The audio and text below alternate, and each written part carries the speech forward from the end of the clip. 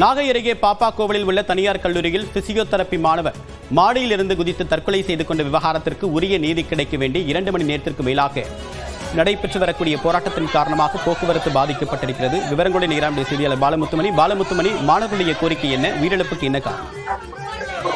தேவபுரியின் நாகப்பட்டினம் மாவட்டம் பாப்பாக்கோவிலில் செயல்பட்டு வரும் சர் ஐசக் நியூட்டன் கல்லூரியில் பிசியோதெரபி பிரிவில் 4ஆம் ஆண்டு படித்து வந்த மாணவர் மாடியிலிருந்து விழுந்து தற்கொலை செய்து கொண்ட சம்பவம் ஒரு பரபரப்பை ஏற்படுத்தியுள்ள சூழல்ல மாணவரோட இறப்புக்கு உரிய நீதி கிடைக்க வேண்டும் என உறவினர்களும் மாணவர் அமைப்பினரும் போராட்டத்தில் ஈடுபட்டு வருகிறார்கள். அது தொடர்பான காட்சிகளை தான் பார்த்து வருகிறோம். நேற்று இந்த சம்பவம் நடந்த நிலையில இன்று உறவினர்கள் மற்றும் மாணவ அமைப்பினர் போராட்டத்தில் ஈடுபட்டு வருவதால் அங்கு ஒரு பதட்டமான சூழல் நிலவுகிறது என்பதுதான் தற்போதைய கள தகவலாக உள்ளது.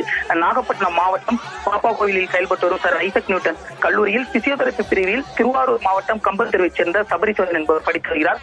4ஆம் ஆண்டு படித்து வரும் இவர் வழக்கம் போல கல்லூரிக்கு நேற்று வந்த நிலையில திடீரென என்ன காரணம் என்றே தெரியாத சூழல்ல திடீரென மாடியிலிருந்து விழுந்து தற்கொலை செய்து கொண்டதாக கல்லூரி நிர்வாகம் சார்பில் தெரிவிக்கப்பட்டிருக்கு. அதாவது அங்கிருந்து மாணவர் மீட்கப்பட்டு மருத்துவமனைக்கு அழைத்து சென்ற போதிலும் அவர் பரிதாபமாக உயிரிழந்தார். இந்நிலையில் உயிரிழந்த மாணவரின் இழப்புக்கு உரிய நீதி கிடைக்க வேண்டும். மேலும் இவர் எதற்காக உயிரிழந்தார், என்ன காரணம் என போலீசார் உரிய விசாரணை நடத்த வேண்டும் என்ற கோணத்தில் தற்பொழுது விசாரணை தீவிரமாக முடுக்கிவிட வேண்டும் என உறவினர்கள் மற்றும் மாணவ அமைப்பினர் தற்பொழுது போராட்டத்தில் ஈடுபட்டு வருகிறார்கள். இதனால் நாகை திருத்துறைப்பூண்டி கிழக்கு கடற்கரை சாலையில் சுமார் 2 மணி நேரத்திற்கு மேலாக போக்குவரத்து பாதிப்பு என்பது ஏற்பட்டுள்ளது. மேலும் போராட்டக்காரர்கள் உள்ளே நுழையாத அளவிற்கு பேரிகார்டு கொண்டும் தடுப்புகள் ஏற்படுத்தி தற்பொழுது போலீசார் பலத்த பாதுகாப்பு பணியில் ஈடுபட்டு வருகிறார்கள்.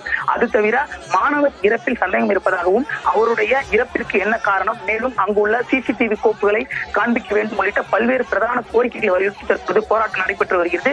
மேலும் ஏற்கனவே கடந்த 3 ஆண்டுகளுக்கு முன்பு ஒரு மாணவி கல்லூரி கட்டணம் செலுத்த முடியாமல் தற்கொலை செய்து கொண்ட நிலையில அதே போல இன்று இந்த மாணவ உயிரிழந்ததற்கான காரணம் என்னவென்று உரிய விசாரணை நடத்த வேண்டும் என்பதே போராட்டக்காரர்களின் பிரதான கோரிக்கையாக உள்ளது. தற்பொழுது டிஎஸ்பி மற்றும் ஆர்டிஓ ஆகியோர் சம்பந்தப்பட்ட போராட்டக்காரர்களிடம் பேச்சுவார்த்தையில் ஈடுபட்டு வருகிறார்கள். நன்றி பாலமுத்து.